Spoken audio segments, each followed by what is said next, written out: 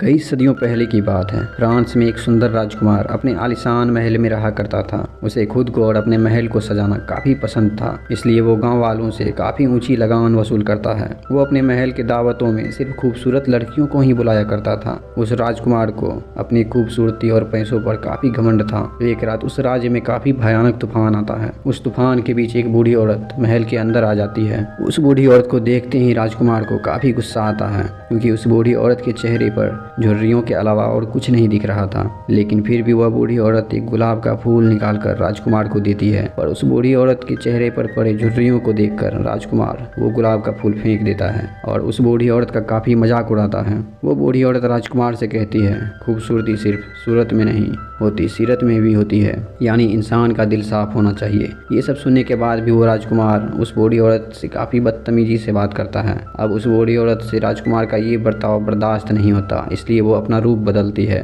दरअसल वह बूढ़ी औरत एक खूबसूरत जादूगरनी थी, जो राजकुमार की परीक्षा लेने उसके पास आई थी, मगर राजकुमार इस परीक्षा में फेल हो चुका था। वो समझ चुकी थी कि राजकुमार के दिल में प्यार ही नहीं है, इसलिए वो राजकुमार को सजा के तौर पर एक बदसूरत बीस्ट यानी दरिंदे में बदल देती है।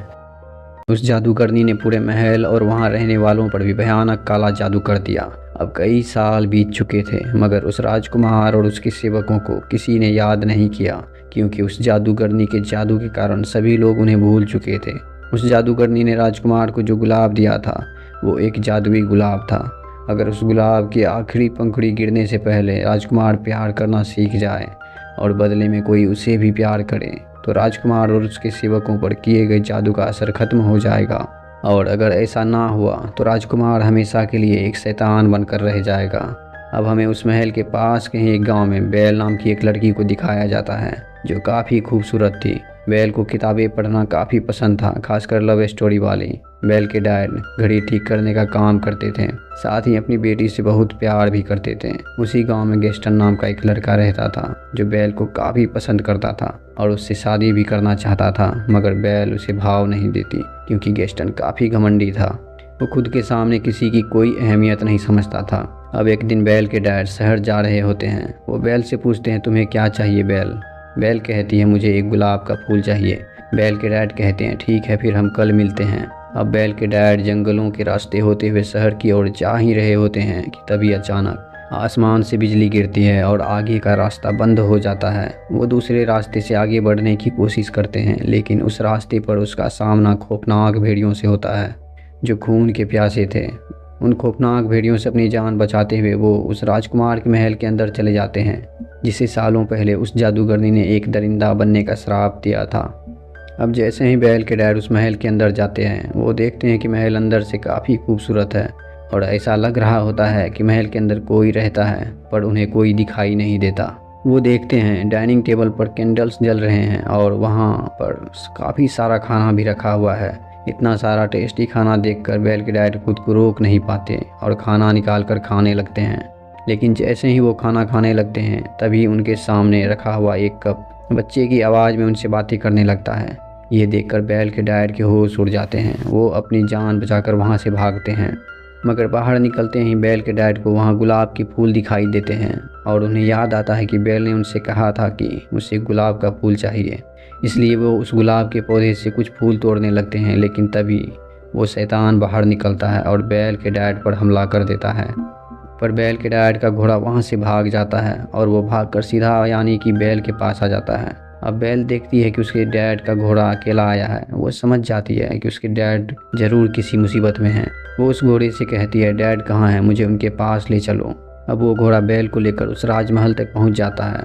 अब बेल उस राजमहल के अंदर जाती है। अंदर जाते ही उसे अपनी डैड के चिल्लाने की आवाज़ सुनाई देती है। वो भागकर ऊपर जाती है और देखती है कि उसके डैड को कैद करके रखा गया है। दरअसल बेल के डैड को उस बीस्ट ने ही कैद करके रखा हुआ था, क्योंकि बेल के डैड ने उसके गार्डन से फूल चुराने की कोशिश की थी।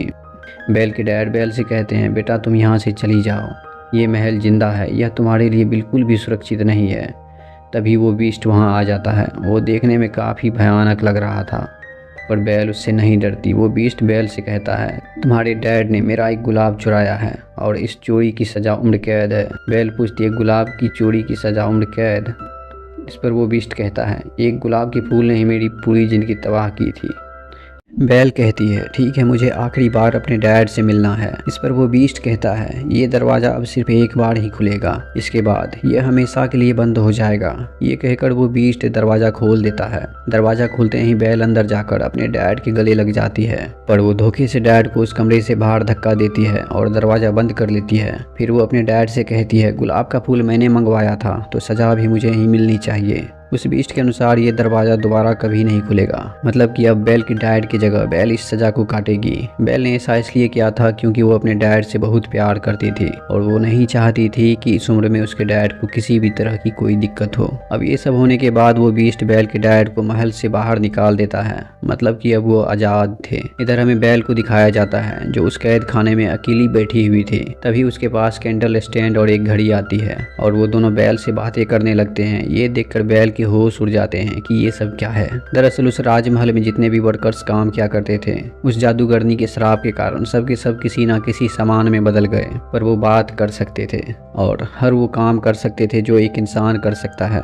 वो दोनों बेल को उस कैद खाने से बाहर निकालते हैं और कहते हैं, चलिए हम आपको आपके कमरे में ले चलते हैं। दरअसल इन सभी को ऐसा लग रहा होता है कि शायद बेल ही वो लड़की है जो इन्हें श्राप से मुक्त कर सकती है राजकुमार से प्यार करके, पर ये कितना पॉसिबल है ये हम आगे देखते हैं। वो दोनों बेल को लेकर एक खूबसूरत कमरे में जाते हैं। वो कमरा काफ़ी खूबसूरत था। अब जब उस बीस्ट को पता चलता है कि बेल को एक कमरा दिया गया है तो वो उस कैंडल और घड़ी पर काफ़ी गुस्सा करता है। कैंडल स्टैंड कहता है, राजकुमार हो सकता है ये लड़की ही जादू का असर खत्म कर दे। आपको इस मौके का फ़ायदा उठाना चाहिए क्योंकि हम रोज़ बेजान होते जा रहे हैं। वो बीस्ट कहता है, वो लड़की एक चोर की बेटी है। इस पर टीपॉट कहती है, जरूरी नहीं है जैसा बाप हो वैसी बेटी भी हो, आपको कोशिश करनी चाहिए। सबकी काफ़ी रिक्वेस्ट करने पर वो बीस्ट मान जाता है क्योंकि उस राजमहल की आज जो भी हालत थी वो उस राजकुमार के कारण ही थी। अब वो बीस्ट बेल के पास जाता है और दरवाजे के बाहर से बेल से कहता है, तुम मेरे साथ खाना खाओगी? ये सुनते ही बेल कहती है, क्या तुम पागल हो? पहले तुमने मेरे डैड को कैद किया, उसके बाद मुझे, और अब तुम मेरे साथ खाना खाना चाहते हो? मैं मरना पसंद करूंगी मगर तुम्हारे साथ खाना नहीं खाऊंगी। ये सुनते ही उस बीस्ट को काफ़ी गुस्सा आ जाता है। वो कहता है, ठीक है, तुम्हारा ये शौक मैं पूरा कर देता हूँ, अब तुम भूखी ही मरोगी। ये कहकर वो बीस्ट वहाँ से चला जाता है। वो बीस्ट जाता है महल के पश्चिमी हिस्से में जहाँ पर वही गुलाब का फूल सुरक्षित रखा हुआ था जो उस जादूगरनी ने राजकुमार को दिया था। वो बीस्ट देखता है कि उस गुलाब से एक पंखुड़ी फीट से टूटकर नीचे गिर जाता है। उस गुलाब के फूल में अब बस कुछ ही पंखुड़ियां बची हुई थी। आखिरी पंखुड़ी गिरते ही वो बीस्ट हमेशा के लिए बीस्ट ही बना रह जाएगा और महल के सारे वर्कर्स जो सामान बने हुए हैं वो पत्थर बन जाएंगे। उधर हमें बेल के डैड को दिखाया जाता है जो भागते हुए गांव पहुंच जाते हैं और सभी से चिल्ला चिल्ला कर कहते हैं कि मेरी बेटी को बचा लो, मेरी बेटी को एक राक्षस ने कैद कर लिया है। वो जंगल के बीच बने हुए एक महल में रहता है, प्लीज़ मेरी बेटी को बचा लो, वो उसे मार डालेगा। पर यहाँ कोई भी बेल के डैड की बातों पर विश्वास नहीं करता। सभी को लगता है कि बेल के डैड मजाक कर रहे हैं। इस तरह की बातें तो सिर्फ कहानियों में ही होती है। पर गेस्टन जो वही था वो बेल के डैड से कहते हैं, मैं आपकी बातों पे विश्वास करता हूँ, मैं आपके साथ चलूँगा बेल को बचाने। दरअसल वो ऐसा इसलिए कहता है ताकि वो बेल के डैड को इम्प्रेस कर सके। बेल के डैड ये सुनकर कि गेस्टन बेल को बचाने उनकी मदद करेगा वो काफ़ी खुश हो जाते हैं। अब गेस्टन अपने दोस्तों के साथ बेल के डैड को साथ लेकर जंगल की ओर जाता है, पर वहां जाते ही बेल के डैड महल तक जाने का रास्ता भूल जाते हैं। ये देखकर गेस्टन को काफ़ी गुस्सा आता है। उसे लगता है कि बेल के डैड पागल हो चुके हैं क्योंकि इस तरह की बातें गेस्टन ने सिर्फ कहानियों में ही सुनी थी। इसलिए उसे इस बात पर विश्वास नहीं होता है कि जंगल में कोई राजमहल है और उसमें एक शैतान बेल को कैद कर रखा है। वो इस बात पर बेल के डैड पर काफ़ी भड़क जाता है। बेल के डैड कहते हैं, अगर तुम्हें मुझ पर यकीन नहीं था तो तुम मेरी मदद करने यहाँ क्यों आए? गेस्टन कहता है, क्योंकि मुझे तुम्हारी बेटी से शादी करनी है। बेल के डैड कहते हैं, तुम्हारा ये ख्वाब कभी पूरा नहीं होगा। ये सुनते ही गेस्टन को काफ़ी गुस्सा आता है और वो बेल के डैड को एक जोर का घूंसा मारता है और उन्हें रस्सी से बांधकर वहीं पेड़ के पास छोड़ देता है। और फिर वो अपने दोस्त से कहता है कि जब भेड़ियां इसका काम तमाम कर देंगे तो बेल का मेरे अलावा और कोई नहीं रहेगा। गेस्टन के दोस्त को ये सब अच्छा नहीं लग रहा था मगर गेस्टन उसकी कोई भी बात नहीं सुनता। अब अगली सुबह अगेथा नाम की एक लेडी बेल के डैड के पास आती है। दरअसल उस लेडी को गाँव से किसी कारण निकाल दिया गया था। अगेथा बेल के डैड को जानती थी, इसलिए वो बेल के डैड को भेड़ियों के मुंह में जाने से पहले बचा लेती है। उधर हमें राजमहल में बेल को दिखाया जाता है जो घूमते घूमते उस गुलाब के फूल के पास पहुंच जाती है, पर इससे पहले कि बेल उसे टच करती वो बीस्ट वहां आ जाता है और चिल्लाते हुए बेल से कहता है, तुम यहाँ क्या कर रही हो? तुम्हें अंदाजा भी है क्या हो सकता था? हम सब की जिंदगी तबाह हो जाती। और कहता है, जाओ यहाँ से। इस तरह से अपनी इंसल्ट देखकर बैल गुस्सा होकर महल से बाहर निकल जाती है। लेकिन कुछ दूर आगे जाने के बाद ही खतरनाक भेड़िए बैल को घेर लेते हैं, मगर इससे पहले कि वो भेड़िए बैल पर हमला करते वहाँ बीस्ट आ जाता है और उन भेड़ियों से भिड़ जाता है और उन्हें वहाँ से मार भगाता है। पर इस लड़ाई में वो बीस्ट भी भेड़ियों के हमले से काफ़ी घायल हो जाता है। बैल वहाँ से अपने घोड़े पर बैठकर जाने ही वाली होती है कि वो बीस्ट उसके सामने ही गिर जाता है, क्योंकि वो काफ़ी जख्मी हो चुका था। बैल उसके पास जाती है क्योंकि उस बीस्ट ने उसकी जान बचाई थी। अब बैल किसी तरह उस बीस्ट को सहारा देकर अपनी घोड़ी पर बैठाती है और महल आ जाती है। महल आकर बैल उस बीस्ट की देखभाल करती है ताकि उसका घाव भर जाए। बैल को वापस महल में देखकर महल के सारे सामान खुशी से उछल पड़ते हैं, क्योंकि उस शराब को खत्म करने के लिए बैल ही उनकी आखिरी उम्मीद लग रही थी। बैल ने उन सभी से उस गुलाब का रहस्य जानने की कोशिश की, मगर ये लोग बैल को सारी बातें नहीं बताते। बस इतना बताते हैं कि उस गुलाब की आखिरी पंखुड़ी गिरते ही महाराज हमेशा के लिए शैतान बने रह जाएंगे और हम सब बन जाएंगे बेजान सामान। बैल को लव स्टोरी और शेरो शायरी काफ़ी पसंद थी। वो उस बीस्ट के पास बैठकर एक शेर गुनगुना रही होती है कि तभी वो बीस्ट उस शेर को पूरा कर देता है। ये देखकर बैल चौंक जाती है। वो कहती है, क्या तुम्हें शेरो शायरी आती है? वो बीस्ट कहता है, हाँ थोड़ी बहुत। बैल कहती है, मुझे लव स्टोरी बहुत पसंद है। इस पर वो बीस्ट कहता है, मुझे तो लव स्टोरी के नाम से ही उल्टी आ जाती है, पढ़ना है तो कुछ अच्छा पढ़ो। ये कहकर वो बीस्ट बैल को अपनी लाइब्रेरी में ले जाता है। इतनी बड़ी लाइब्रेरी को देखकर बैल के होश उड़ जाते हैं, क्योंकि उस गांव में पढ़ने के लिए बुक्स नहीं मिलती थी, जबकि उसे पढ़ना बहुत पसंद था। वो बीस्ट बैल से कहता है, अगर तुम्हें ये लाइब्रेरी पसंद आ गई है तो आज से ये जगह तुम्हारी। ये सुनकर बैल काफ़ी खुश हो जाती है। अब समय के साथ साथ बैल और बीस्ट की दोस्ती हो जाती है और ये दोस्ती धीरे धीरे काफ़ी गहरी होने लगती है। दोनों एक दूसरे के साथ अच्छा वक्त गुजारने लगते हैं। बैल उसे सही तरीके से जीना सिखाती है, उसके साथ खेलती है और उसे ढेर सारी बातें करती है। इसलिए अब उस बीस्ट को बैल काफ़ी पसंद आने लगती है। वो उससे प्यार करने लगता है। एक दिन वो बीस्ट बैल को एक बुक दिखाता है और कहता है, ये बुक मुझे उसी जादूगरनी ने दिया था जिसका श्राप मुझ पर लगा हुआ है। इस बुक की मदद से हम किसी भी समय में जा सकते हैं, चाहे वो पास्ट हो या फ्यूचर। बीस्ट के कहने पर बैल पास्ट में जाने का सोचती है, क्योंकि वो अपनी मॉम से मिलना चाहती थी और जानना चाहती थी कि आखिरकार उसकी मॉम ने उसे अकेला क्यों छोड़ दिया। अब जब बैल पास्ट में जाती है तो उसे पता चलता है कि उसकी मॉम को खतरनाक इन्फेक्शन हो गया था और वो नहीं चाहती थी कि वो इन्फेक्शन बैल को भी लगे। इसलिए उसने बैल के डैड को कहा कि वो उसकी बेटी को उससे दूर लेकर चले जाए। अब ये जानने के बाद बैल काफी दुखी हो जाती है, क्योंकि उसे इस सच्चाई के बारे में कुछ भी पता नहीं था। उधर हमें बैल के डैड को दिखाया जाता है, जो गांव पहुंच गए थे। वो सबसे कहते हैं कि गेस्टन ने उन्हें जंगल में बांधकर फेंक दिया था, भेड़ियों का चारा बनाकर, और गेस्टन इस बात से मुकर जाता है। वो कहता है, मैंने ऐसा कुछ नहीं किया। इस पर बैल के डैड कहते हैं, अगेथा सब जानती है। गेस्टन कहता है, आपको क्या लगता है गाँव वाले इस भटकने वाले भिखारन की गवाही मानेंगे? गेस्टन का दोस्त सब जानता था, मगर वो भी इस बात से मुकर जाता है, क्योंकि वो जानता था कि अगर उसने गेस्टन के खिलाफ गवाही दी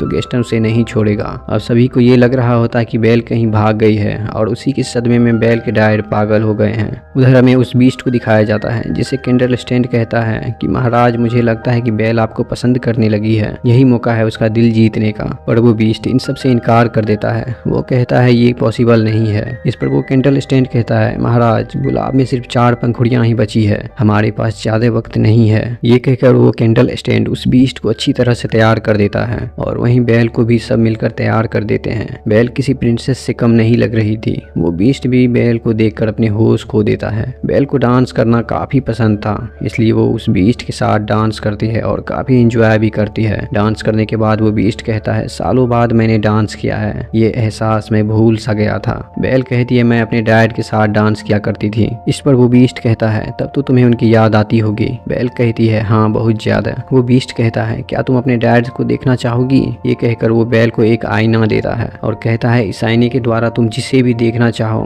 तुम उसे देख सकती हो। ये सुनते ही बैल जल्दी से अपने डैड को देखती है, पर वो जो देखती है उसे देखकर वो काफी परेशान हो जाती है। दरअसल बैल के डैड को गाँव वालों ने बांध कर रखा हुआ था, क्योंकि सब उन्हें पागल समझ रहे थे। वो बीस्ट कहता है, तुम्हें अपने डैड के पास जाना चाहिए, उन्हें तुम्हारी जरूरत है, और कहता है, ये आईना तुम अपने पास रखो, गलती से अगर तुम्हें मेरी याद आ जाए तो मुझे देख लेना।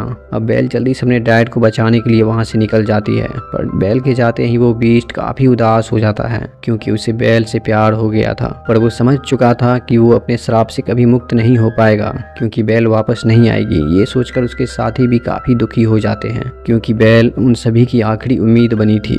इधर में बैल को दिखाया जाता है, जो गाँव पहुँच जाती है और सभी से कहती है, मेरे डैड पागल नहीं है, जंगल में सच में एक महल है और मैं वहीं से आ रही हूँ। वहाँ एक बीस्ट रहता है, पर बेल की बातों पर किसी को विश्वास नहीं होता। इसलिए बेल उस आईने में सभी को बीस्ट दिखाती है, जिसे देखकर सभी डर जाते हैं। बेल कहती है कि भले ही ये एक शैतान जैसा दिख रहा है, मगर ये दिल का बहुत अच्छा है। इसने आज तक किसी को नुकसान नहीं पहुंचाया और ना कभी पहुंचाएगा। बेल के मुंह से ये सारी बातें सुनकर गैस्टन को जलन होने लगती है। वो समझ जाता है कि बेल उस बीस्ट को पसंद करने लगी है, इसलिए अब गैस्टन गाँव वालों को भड़काने लगता है। वो कहता है उस शैतान ने बेल पर भी काला जादू कर दिया है, ये भी अपनी डैड की तरफ पागलों जैसी बात कर रही है, इसलिए इसे भी इसके डैड के साथ कैद कर दो। इसके बाद गैस्टन गांव वालों को उसके खिलाफ करने लगता है। वो कहता है हमें महल जाकर उस बीस्ट को खत्म कर देना चाहिए, इससे पहले कि वो हम सब पर हमला करके हमें मार डाले। गैस्टन की बात सुनकर गांव वाले काफ़ी डर जाते हैं और गांव वाले अपने हाथों में मशाल लेकर उस महल की ओर चल पड़ते हैं। महल पहुंचकर सभी गांव वाले महल के अंदर तोड़फोड़ करने लगते हैं, लेकिन वो ये देखकर हैरान हो जाते हैं कि महल की जितनी भी चीज़ें हैं वो इंसान की तरफ बातें कर रहे हैं और उन पर हमला भी कर रहे हैं। ये देखते ही सारे गांव वाले अपनी जान बचाकर वहां से भागते हैं। उधर हमें बीस्ट को दिखाया जाता है जो काफ़ी उदास था, क्योंकि वो काफ़ी अकेला हो गया था बेल के उसकी ज़िंदगी से चले जाने से। तभी वहाँ पर गैस्टन आ जाता है। वो बीस्ट से कहता है तुम्हारी हालत देखकर लग रहा है कि तुम बेल से प्यार करते थे। तुमने ये सोचा भी कैसे कि वो तुमसे प्यार करेगी? उसने मुझे तुम्हें यहाँ मारने के लिए भेजा है। ये कहकर वो बीस्ट पर गोली चला देता है। गोली लगते ही वो बीस्ट नीचे गिर जाता है। अब इससे पहले कि गैस्टन उस बीस्ट पर दूसरी गोली चलाकर उसे मार डालता, तभी वहाँ पर बेल आ जाती है और गैस्टन से उसकी बंदूक लेने की कोशिश करती है। इसी दौरान गैस्टन की बंदूक नीचे गिर जाती है। बेल को वहां देखकर वो बीस्ट काफ़ी खुश हो जाता है। बेल उससे कहती है मैंने गांव वालों को रोकने की काफ़ी कोशिश की, मगर मैं नहीं रोक पाई। बेल को वहां देखकर उस बीस्ट के अंदर काफ़ी हिम्मत आ जाती है, इसलिए अब वो बीस्ट गैस्टन के पास जाता है और उसे अपने एक हाथ से उठाकर महल के किनारे खड़ा हो जाता है। अपनी मौत को नज़दीक देखकर गैस्टन डर के मारे चिल्लाने लगता है। वो बीस्ट से कहता है प्लीज़ मुझे छोड़ना मत, तुम जो बोलोगे मैं वो करूँगा। बीस्ट भी उसे मारना नहीं चाहता था, इसलिए वो गैस्टन को छोड़ देता है। इसके बाद वो बीस्ट बेल के पास जाता है, पर तभी पीछे से मौका का फायदा उठाकर गैस्टन बीस्ट पर 2 गोलियां चला देता है। इससे वो बीस्ट बुरी तरह जख्मी हो जाता है। पर गैस्टन जिस सतह पर खड़ा था वो सतह अचानक टूट जाती है, जिसके साथ गैस्टन नीचे गिरता है और उसकी मृत्यु हो जाती है। इधर हमें बीस्ट को दिखाया जाता है जो अपनी जिंदगी की आखिरी सांसें ले रहा था। बेल उससे कहती है मैं अब तुम्हें छोड़कर कभी नहीं जाऊंगी। इस पर वो बीस्ट कहता है अफसोस, अब मुझे जाना होगा। तुम्हें आखिरी बार देख लिया, बस इतना ही बहुत है। ये कहते ही गुलाब की आखिरी पंखुड़ी भी टूटकर गिर जाती है और वो बीस्ट आखिरी सांस लेता है। और वही महल के सारे सामान जो कुछ देर पहले तक बातें कर रहे थे अब वो बेजान हो जाते हैं। मतलब कि जादूगरनी का दिया हुआ श्राप इन सभी के अस्तित्व को खत्म कर चुका था। अब बेल जैसे ही देखती है कि वो बीस्ट उससे छोड़कर जा चुका है वो काफी रोने लगती है और उससे कहती है तुम मुझे छोड़कर नहीं जा सकते, मैं तुमसे प्यार करती हूँ। तभी वहाँ पे अगेथा आ जाती है, वही लेडी जिसे गाँव वाले पागल समझते थे, पर यहाँ सच्चाई कुछ और थी। दरअसल अगेथा वही जादूगरनी थी जिसने कई साल पहले राजकुमार को श्राप दिया था। अब जब अगेथा को पता चलता है कि बेल को उस बीस्ट से सच्चा प्यार हो गया है तो वो अपने द्वारा दिए गए श्राप से उस बीस्ट को मुक्त कर देती है। वो एक बहुत ही खूबसूरत रोशनी क्रिएट करती है जिसके संपर्क में आने से वो बीस्ट एक खूबसूरत राजकुमार बन जाता है। ये देखकर बेल काफी खुश हो जाती है क्योंकि उसे उसका सपनों का राजकुमार मिल चुका था जिसे वो अक्सर लव स्टोरीज में ढूंढा करती थी। वही महल के सारे सामान अपने असली रूप में आ जाते हैं और अपने असली रूप को इतने सालों बाद फिर से पाकर वो खुशी को बयां नहीं कर पाते। अब गांव के सभी लोग उस जगमगाते महल को देखने के लिए आते हैं। महल की रौनक देखकर किसी को अपनी आंखों पर भरोसा नहीं होता कि वो सच में इतने खूबसूरत महल को देख रहे हैं। अब बेल और वो राजकुमार सभी लोगों के सामने डांस करके अपने प्यार का इजहार करते हैं और इसी के साथ इस मूवी का अंत होता है।